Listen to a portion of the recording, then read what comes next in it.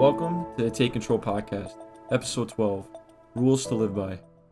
How's it going, everybody? Back again for another episode with your hosts, Lawrence, Donnie, and Bilal. Gentlemen, how's it going? It's all right. Just chilling. Not much has been going on. Bilal? All right, so let's just get right into it. We're going to do this new thing where each week we talk about shit that bothers me, or rather shit that bothers us. So, you ever been somewhere public, like, I don't know, the grocery store, the gym, and you see the people that are moving kind of at like a snail pace? I'm not talking your elderly person. I'm just talking your, regular average Joe who's just, maybe they're in front of you with the line, or they're like in your way blocking you, but they're just oblivious to their surroundings. I can't stand it. It's so annoying, especially if they're in the middle of the aisle. It's a narrow aisle, and they don't have a basket. They have a shopping cart. And they're just like, the cart's in the middle of the way, and they're bent over trying to pick something up, and you can't move without, like, touching them, right? They just kind of stand there, and then the worst part is when they don't apologize. So I'll be there for a solid 15 seconds, fuming, and I don't even get I'm sorry, nothing. You gotta hit them with the, excuse me. I just, excuse me. I don't know about you guys, but when I'm out in public, I try to minimize words exchanged with other people. Yeah, I'm trying to I don't go anywhere without a mission, okay? If I'm going in somewhere, like the supermarket or whatever, I've got a goal. It's got to get done, and I'm getting out of there. I'm not there to hang out. I don't know if you guys go to the store to hang out. I'm not one of those people. No, dude, for me, it's the parking lot, like, because there's like our exchange store and our commissary we get all our groceries at, and it's a very narrow parking lot. A lot of elderly like to use it. Dude, what gets to me is, for some reason, they just love walking in the middle of the aisle while you're trying to drive. So it's not like they're like hugging a car and you can like slowly creep past them. They'll walk directly in the center of that lane, so you have to wait for them to finish walking before you can make any type of turns, leave the parking lot. So that's why I start to just park in the back, because it might be the longer walk, but I know I don't have to wait near anybody, so I could just take off. I'm not almost a doctor or anything, but I feel my blood pressure going up just imagining what you're talking about. I feel you. I think they just don't care about their lives, just they're so close to death. So they just walk right in the middle. Okay. Or they're just oblivious. Yeah, or that. Oblivious, yeah. Or that. the senses start to go. But so that brings us to the topic for this week. Bilal gave us a little bit of homework. You wanted us to write down a couple rules that we live life by. And I think that this is a very good topic. I think this is something that we probably all can speak on very well. I'm not going to be surprised if, we have at least 1 to 2 rules copied within ourselves. So the way we would like to try to do this is, we'll just take turns sharing what we wrote down, and then we'll let the others give their opinion on it, and then take it. I just want to preface that these are things we actually like live by and do, not something that's like glorified somewhere. Like, oh, waking up at 6 a.m. like sunshine and daisies. Every day I wake up at 6 a.m. No, this is stuff like practically applicable in our everyday lives. And let's just get it out the way, Donnie. I'm sure this might be your number one. Don't use the golden rule. Treat others how you want to be treated. No, that'd be my number one. Let's get that a little bit more specific than that. All right. Yeah. But Don, you want to start us off? Yeah, I'll start us off. So, like when I was in school, I thought about this only 20 minutes before this conversation. But school's for fools. No, I'm joking. My first one is don't shit where you eat. So, you guys want to? So I think it's reversed. I think you're not supposed to eat where you shit. That's how the saying goes. Shit where you eat. I'm eating here. I'm not gonna fucking shit here. I mean, it can go both ways, but I've heard the saying not to shit where you eat. So yeah, I just said that. Sometimes I live under a rock. Eat where you shit. Fine, you got me fucked. Sometimes I don't know like other meanings of things, but to me that means like the classic try not to have a relationship where you work. Is that kind of what you guys are thinking? Lawrence? That's part of it. It's also like if you're going to somewhere for like a reason to live, or you're reliant on something, don't pollute it.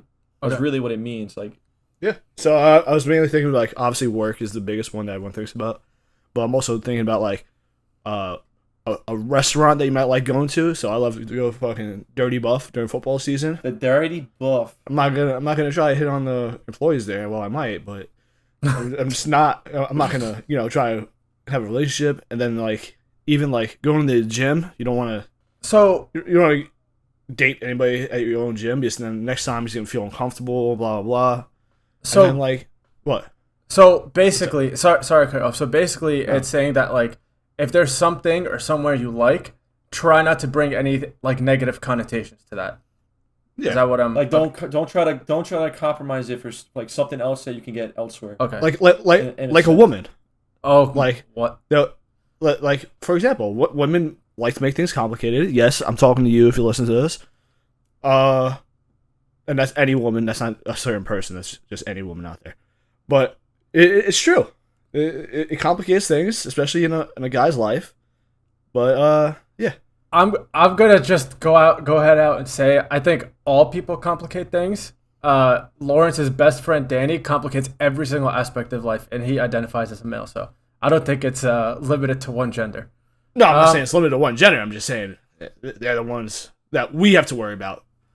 For a woman, I don't know. I have to worry about you often complicating things. So are you the woman in this situation? So In your world? I mean, if you want to shoot me like one, okay, this is getting weird. Something else I kind of thought of like while you were saying that is, a lot of people don't like to go into business with their family or their close friends for that same reason. Okay, you try not to let something like business get in the way of like a good relationship. Got it. yeah. Yes. Cool. Yeah. There's no one way to interpret it. That was a good one to start us off, Don. Lawrence, what you got? So I got, and this is something that I've lived for the longest time. Actions speak louder than words. Oh, took one off my list. Okay. you get that ball? Yeah, I knew Lawrence was gonna take one of mine verbatim. I just knew. Bro, it. I literally have it tattooed on. Okay, all right, It's you literally win. All right, tattooed you on. win. Go ahead. All right. Well, Oh, yeah. you Okay. got it, So, man. I mean, it's kind of self-explanatory. And you know what? I'm gonna Donnie, go ahead, cause my next one is very related to this. So, Donnie, tell us like what you think of this one, and then I'll take us home. All right, say the phrase one more time completely. All right. And then I do have a little bit to add to Yeah, it yeah. as well before you Oh, transition okay. to B. So I have actions Speak speak louder louder, than than, words. words. Okay. So, the way I interpret this is, you can be talking a whole bunch of shit. There's multiple ways to go about this, but you can be talking about a whole bunch of shit like, oh yeah, fuck this and that, and then like you wind up actually doing it, so you actually care about it, or you say, oh yeah, I really care about this, blah blah blah, and then when it comes down to it, you're not going to do anything. You're not going to help. You're not going to be there for that person. Be an overall bad friend, family member, etc.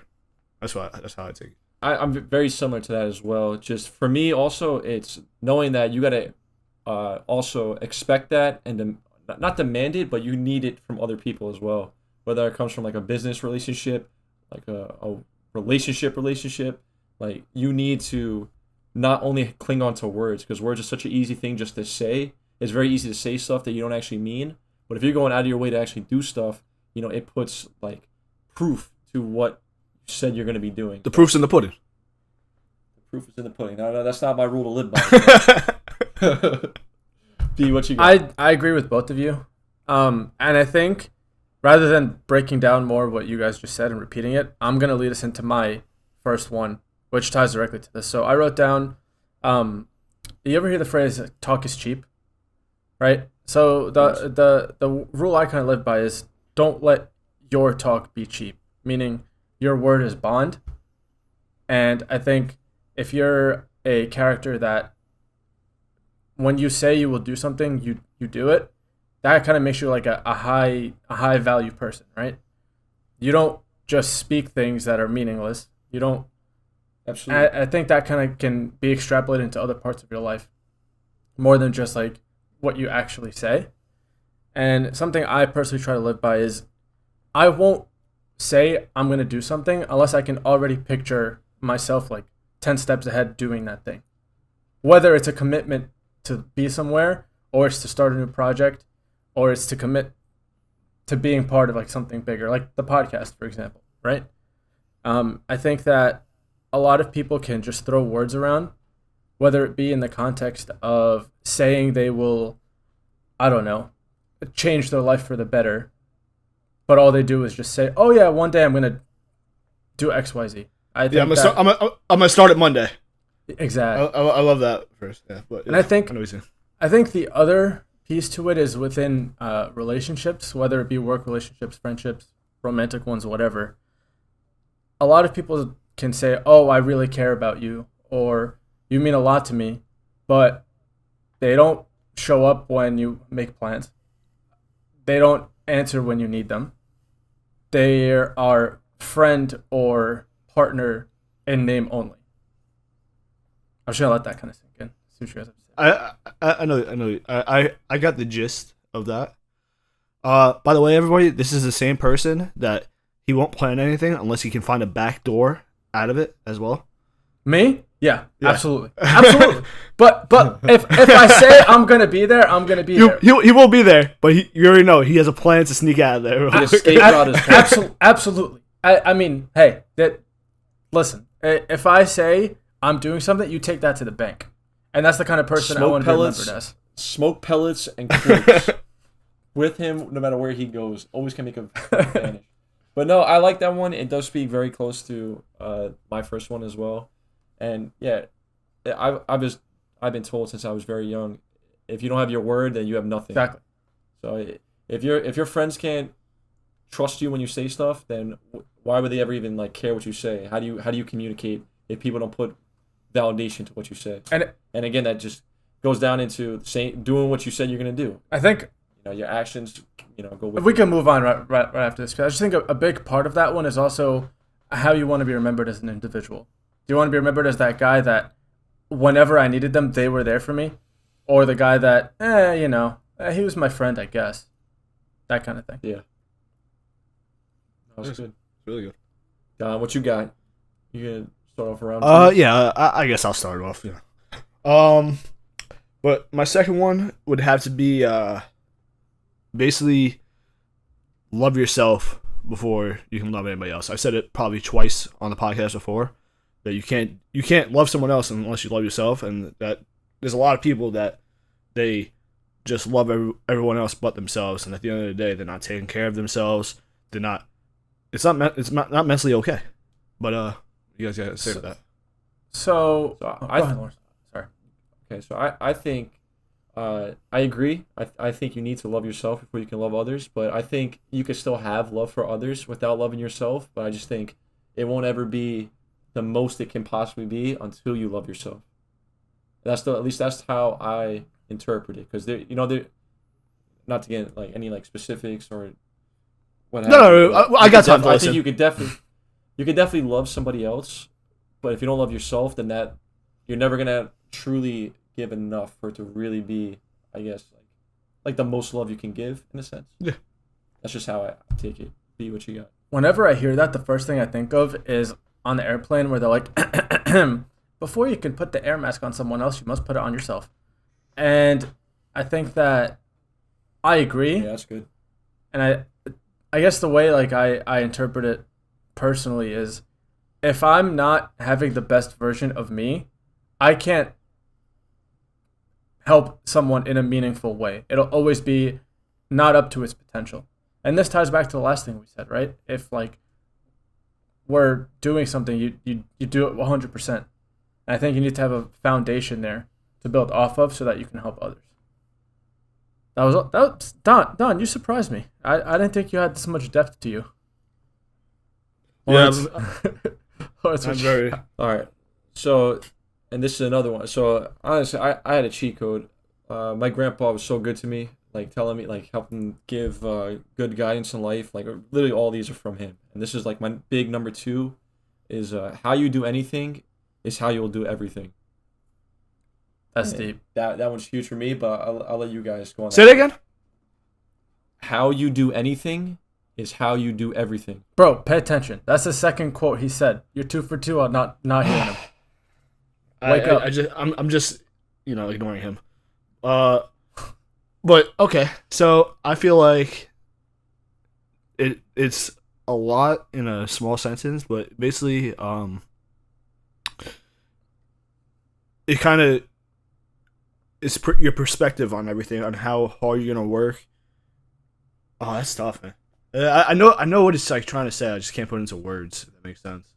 I can, you know that episode of SpongeBob where his brain is working and you can smell it? I smell Donnie's brain from here.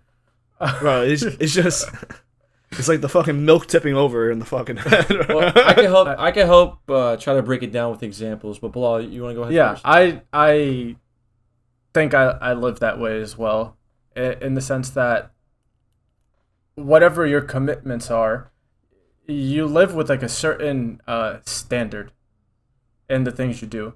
Whether that is something simple as maybe, I don't know, picking up a friend when they need you, or something as big as supporting your family in whatever way that means, financially, physically, whatever. I think that the way I perceive it and the way I would like to live it is there's just like a certain level that you set for yourself, and you don't go below that in anything you do. Period. No exceptions. Yeah, no, that's a good way to look at it as well.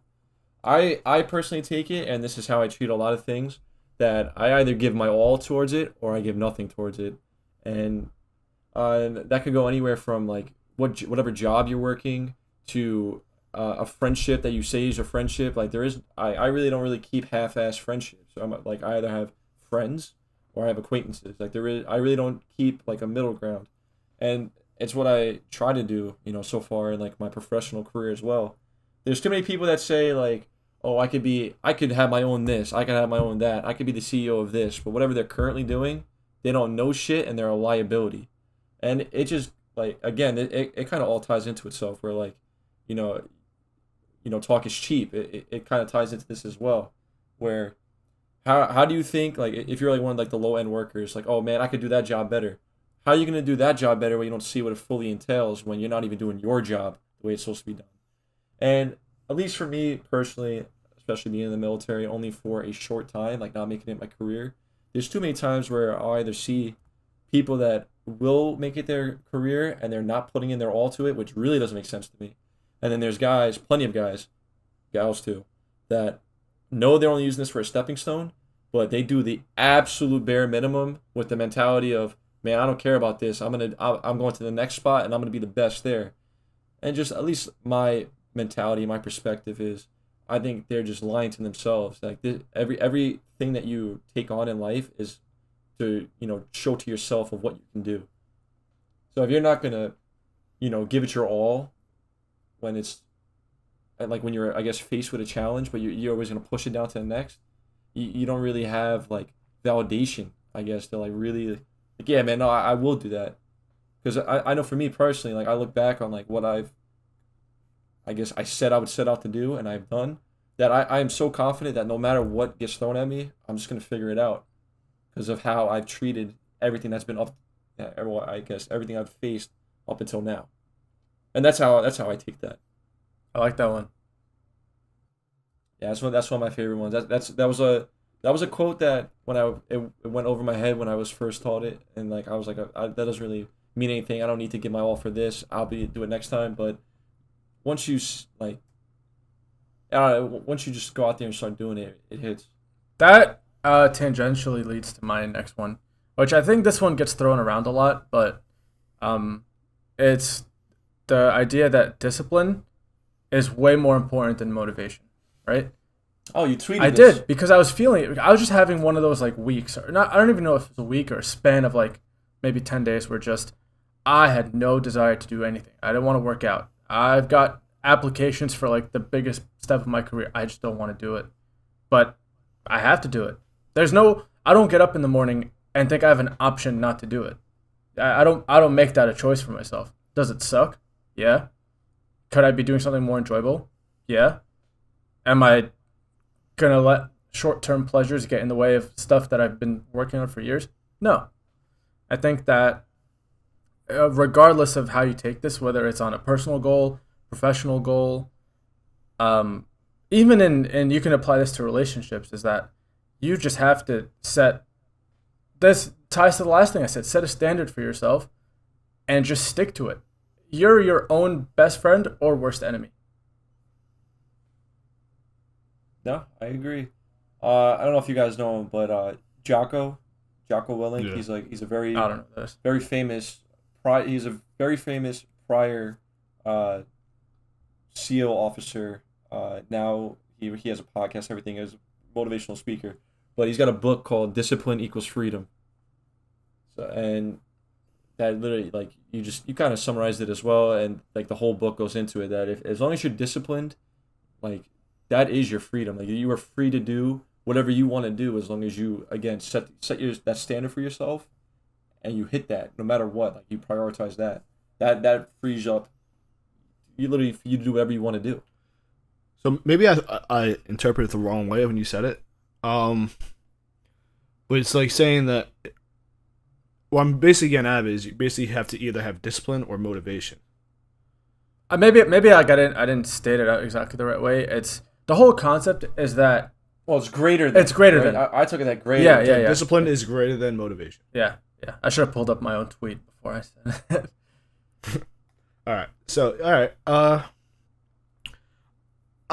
Yes, I agree with you. Obviously, if you have discipline, you're gonna do the shit things that you have to do. You only really get motivated by things that you want to do, not by what you have to do. So, yeah, I can And- definitely see that. To carry on to that too, it's also a choice, right? Discipline's a choice. Motivation isn't. Right. So like you have to choose to be disciplined. You don't just wake up like, oh, I have to wake up at this time to do this thing. Like it is a choice. Going to the gym when you don't want to is a choice. It's not like Right. motivation comes and goes. Exactly. That it all comes down to that. Is that some days you're motivated, some days you're not. If you're disciplined, doesn't matter. Yeah, that's good. Don, you got a third one? In fact, I do, and that last one is for me. Third and last one. I've way more, but accept what cannot be changed. Like if you can't do anything about it, why even worry about it? Sometimes, like You know what's funny? I literally, not to cut you off, but I literally have written down. So I got the I guess the childhood saying, and then wrote what you just said underneath it. Like you have to accept what you can't change. I have written down, don't cry over spilled milk. That's literally what you're saying though. Not crying over what you can't change. honestly, it's That's like, funny. I crossed that one out, but that's funny that you brought it up. bro, yeah, I feel like that's like one of the biggest things that you have to accept in life is that you're not gonna be able to change everything. That just gonna fucking suck. And if you don't, if you want to, try to go up against it and then fail, you can do that. But I'm just not gonna worry about it. I'm gonna keep on doing my thing. No, I agree totally. My last point is very close to that as well. I changed the wording a little bit, and I didn't really know how I wanted to word it per se. Like I wanted to say mentality is everything, but then I remembered of a quote like you see in a whole bunch of like military memes now, but a couple years ago when I first like realized this quote, it hit, and it's mind over matter. Okay. Right. So, yeah, and this is my mentality. This might sound a little controversial. I don't mean it to come off as it, but I truly think, and this is just how I approach life, my mentality, that you can get like your mentality, your mental is the strongest thing in the world. Like I don't believe that there are actual disabilities. Like I understand that like you can, like, again I'm trying to word this the right way, like depression or things of that nature, like mental illnesses. I like my mentality is you can work through it. There is no thing that says no, like you are cursed with this, you have to be, or this is why this is happening. Down to my core, I feel that you can mentally push through anything.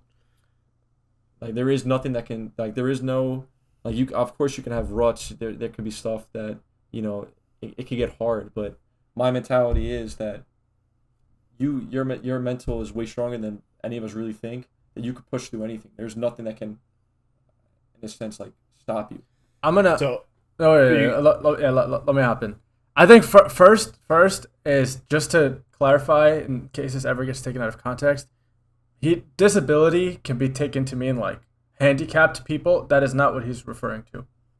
Thank you. Right? Okay. Yeah. Just No, it's not. making That's sure not. we're on the same page. He's talking about depression, anxiety, that's fear. Yes.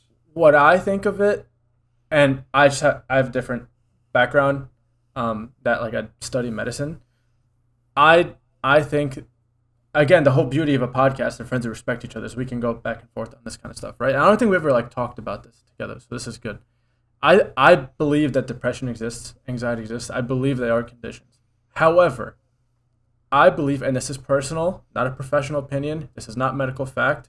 Okay, just personal opinion, is that sometimes these things get almost glamorized and romanticized, where people who do not genuinely have this condition can just say that they have this condition, and it's a problem.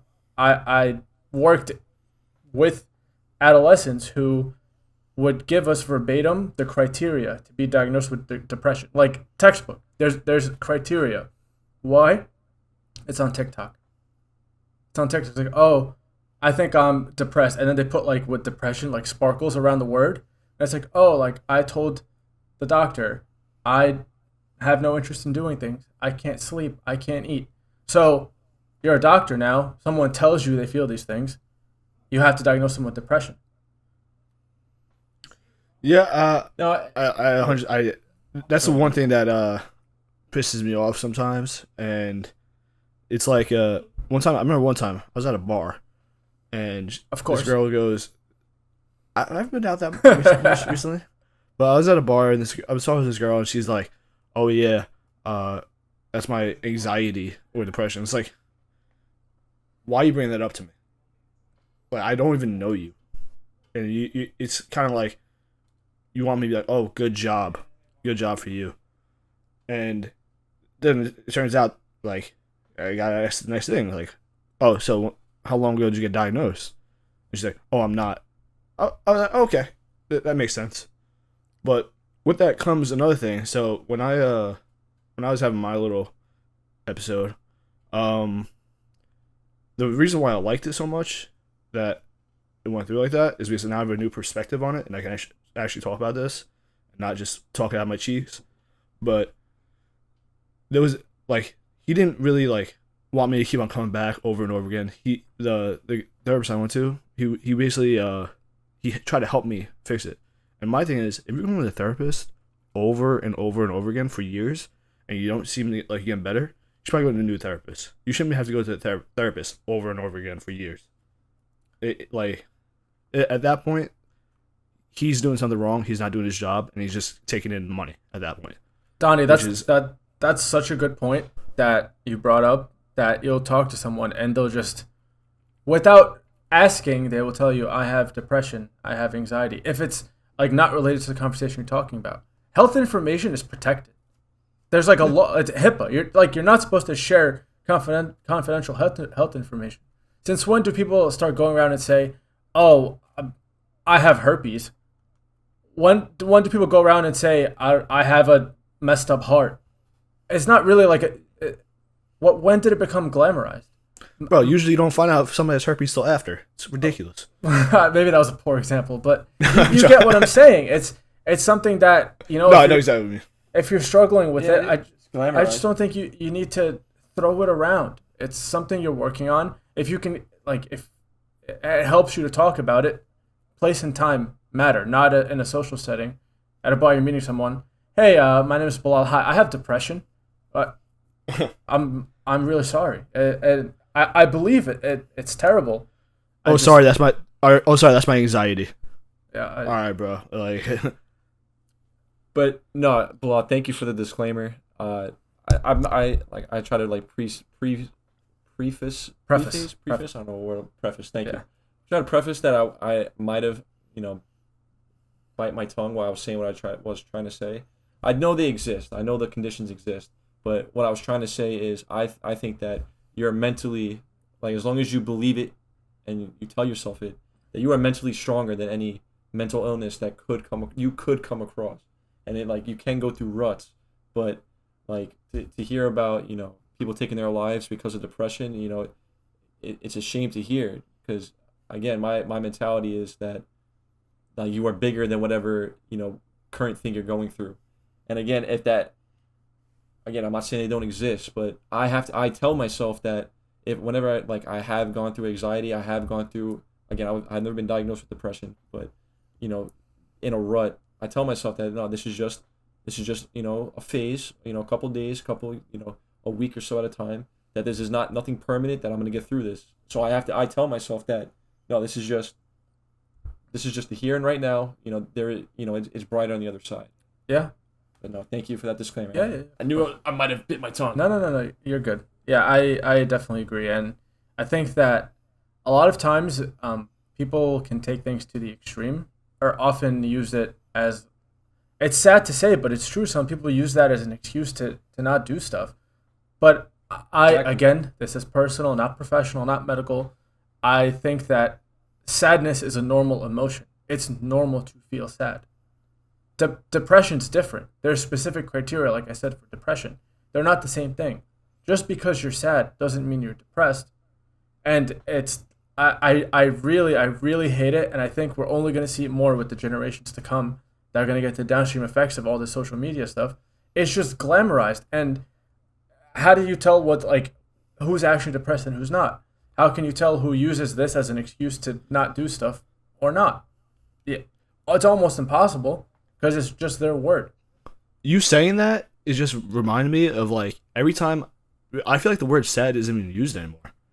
If that you brought it up too, not to cut you off, but when you go through what's called a checkup, NECUP, do you have that as well? Nah. Like when you get back from the Oh yeah, the post-deployment checkup. Yeah, so the post-deployment, right? They ask you on the pamphlet, in the past 6 months, what emotions have you felt? And it's just literally every emotion you could think of.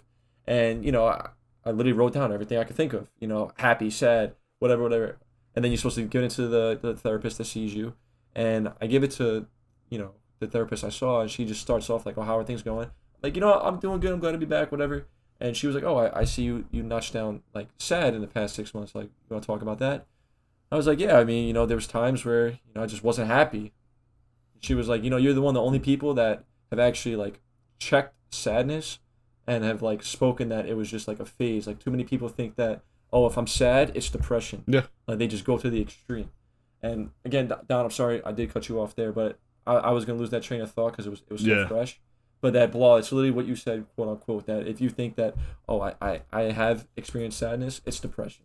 No, it's okay to I'm just not particularly in a good mood today. Don't get me wrong. Sorry, Don. Right. Last thing, I promise. Don't get me wrong. If you're feeling these things, you should get help, right? Mental health is just like physical health. You start feeling like you have strep throat. What do? You go to urgent care. You start having these thoughts that you're like, okay, this is more sad than usual. You go see a therapist, right? It's just not. It's people just like, oh, I have depression. Won't see a psychiatrist. Won't see a therapist. But we'll just say I have depression all day long. Yeah. And it's I feel like depression is I don't know if this is the right word to use, but chronic sadness. So it's not getting better. There's. Go ahead. Sorry, I feel I don't know where I was going with that anyway. There's a whole. I'm not going into psychiatry, but I learned there's a whole book of different psychiatric diagnoses, and there's different ways of sadness and depression and grief and all. There's categories, but again, it's just this blanket term gets thrown around. Can you guys remind me what I just realized I never got to comment on. Donnie, what your last rule was? I had something good and it slipped away. Except. Donnie's was accept what you can't do. Oh, see, I listen to you, Donnie. Okay. Unlike you listening to me. The last one, the third one's a charm, right? The last one I heard is loud and clear. Yeah, nice. I'm gonna keep it brief for this one, but I really liked it. That's why I made a mental note to come back to it. Is that I've noticed that as we get older and we have more responsibilities and less free time, I think that you need to you don't have unlimited effort, you don't have unlimited energy, right? You need to think about, say you have some sort of problem, whether it's making you sad or financial, work, personal, whatever. Okay, I have this problem. What am I going to do about it? What can I change? I can't change what happened, but I can change how I how I react to what happens. I can choose to react. I can choose not to react. I can choose to take this and do something with it. But the worst thing to do is just sit there and say, "Wow, my life sucks." So I have a pretty sad example of it right now. So I knew this person that actually just passed away at work, and it's just like I'm not. Obviously, I'm upset, but I'm not gonna let it bring me down because I can't change what happened. I'm gonna go to the memorial, and kind of knew this person personally. I worked with her, but it's like I feel like it kind of is what it is at that point. So I'm gonna go to the memorial, pay my respects, and then go about my life. I like that. That's like one of the ways I see it. Well, I think what you can do for that, right, is like, okay, something happened, and and this ties back into another, like, plenty of other life lessons, right? And it goes into like accepting what you can control, and it's like, all right, something happened, you didn't lose, you learned, right? So like, okay, something unfortunate happened, if someone did, pass away. From there, right, and like you're saying, what can you do? You gotta pay your respects and move on. What you can do is be maybe take that one more time at the end of work, or that one more conversation with a friend. Be like, hey man, is everything all right? Like, that's what you can do from that. Like, even if it is just that one more time, like, and not to get all like philosophical, but to change a person is to change a world. So just think about that. That is a crazy quote. To change a person is to change a world. That's deep. First off, Don, I'm sorry, man. I can't imagine what you're going through. I haven't had to experience someone like that I work with just pass away out of nowhere. So I'm sure it's tough, and if you need anything, we're here for you. That's one. Two, I think it's interesting that we were talking about this like concept of control, and the whole podcast is like called the Take Control podcast. One, we talked about this like in a different episode, is like what we used to call ourselves gaming, but it also like applies to everything we've been saying today, right? Is that oftentimes we're in positions where you can take control of the situation, whether that is act on it or take from it something so that moving forward you can somehow mitigate this from happening again. I think that's really valuable. I think that too many people nowadays like to wallow in what's going on. Get like just kind of like get like closed, like they can't like bring it back here. They're too, and that literally like narrow. That directly leads me to my third rule that I live by. And this is something that I pride myself upon, and it's something I think I'm good at. I think it's a reason why, knock on wood, I've gotten to where I am today, is that I like to take a step back and actually look at the big picture. Too many times you can put yourself in like tunnel vision because you're reacting purely on your emotion.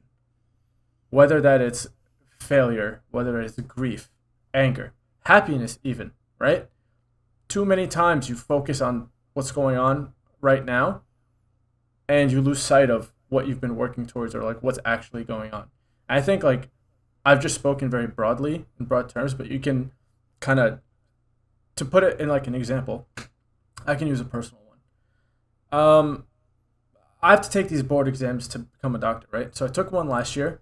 I didn't do as great as I wanted to, and I was kind of like in bad shape, physically, mentally, whatever.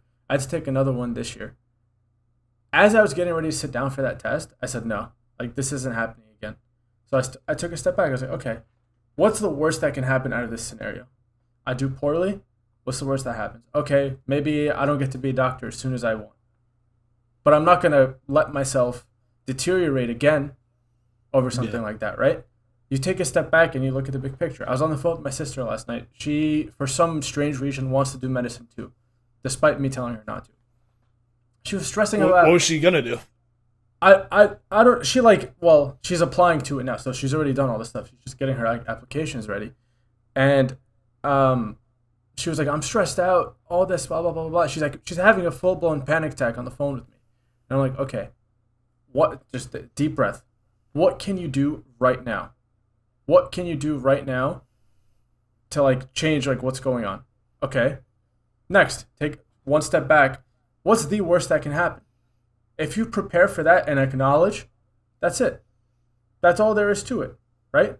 No matter what, as long as you like trust in yourself and find a way to do something, you will benefit from this. But it's on you. And again, it comes off a lot of self-reflecting. A lot of that comes from fearing like the unknown. Like you get worried, oh, what's gonna happen if I don't do this? Because you haven't thought that through. You haven't given yourself time to sit down. Like, okay, what if it doesn't? Like exactly what you're saying. It's fear of the unknown. That's what gets people caught up, and you have to take that step back. I agree 100%. And it helps when you have like some sort of decision coming up, right? You can't make an informed decision if you don't know everything that's on the table. If you're only looking at one piece of the table, you can't make an informed decision because you don't have all the information because you're too focused on one little thing. And I think that a lot of that comes through that you can't be afraid of failing. Like it's not like even if you think you have it all figured out, you're not really gonna understand until you go and you fuck up. Yeah. Honestly, you have to gotta fall not down. Be afraid of failure.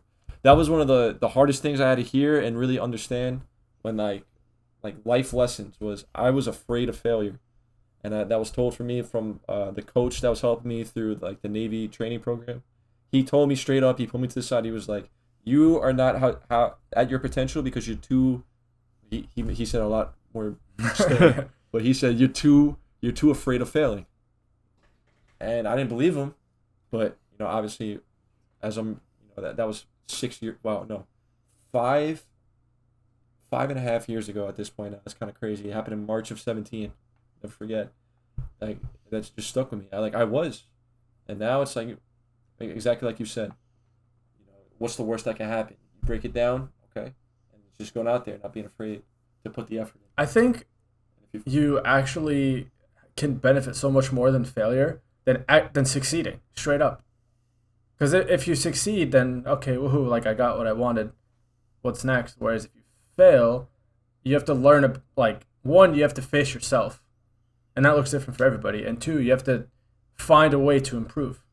If you got something on your first try, are you really gonna try to improve? Not really. No. A smooth sea never developed a skilled sailor. If it ain't broke, don't fix it. That's my thing.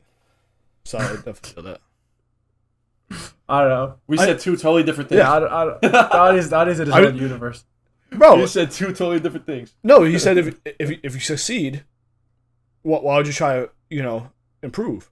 If it's not, no, ain't broke. I said a smooth sea never produced a skilled sailor. Well, you're not going to become the best you can be if you've never, had to go through challenge and persevere. Yeah, unlike you, never been out to sea yet. I've been on the ferry. Something Ellis Island. Before anything else is said, I'm surprised neither one of you brought up anything like this. But it's like an old saying. Every time you point a finger, there's three pointing back at you. I learned it from Greg Plitt. He's a bodybuilder from years ago. More plates, more dates? No. He passed away, sadly. Yes, he did. He got hit by a train. What does that mean? But basically, break it down. Do it real quick. Every time you point a finger, there's three pointing at you. I see two. That's it. Pointing at me. What do you mean? No, well, look at your hand. Oh. Your hand. Oh. Every time you point a finger. You point your finger. Oh, there's three pointing. Oh. You have three pointing. Okay. Basically, you gotta take accountability before you can point a finger. Almost. So I know Lawrence loves saying it, accountability. So surprised he didn't bring up anything like that.